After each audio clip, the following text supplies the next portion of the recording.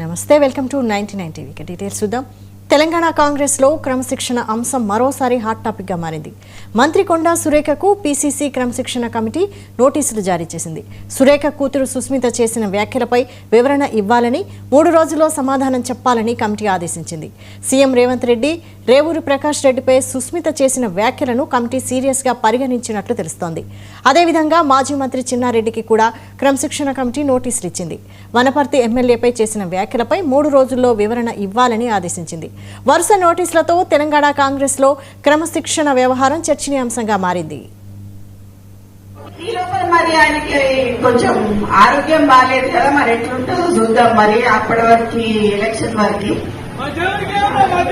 So అది ఇప్పుడు నేను కొంచెం అది చెప్తే అది బాగోదేమో కానీ సరే. ఇప్పుడు డైపర్లు వేసుకున్న వాళ్ళకి వీళ్ళకి మాత్రం ఇస్తానంటున్నాడు కదా, అది మాత్రం కొంచెం తప్పని చెప్పి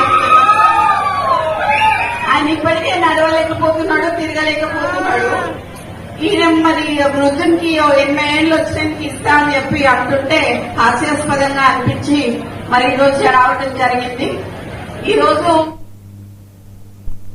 కాంగ్రెస్ వర్కింగ్ కమిటీ సమావేశంలో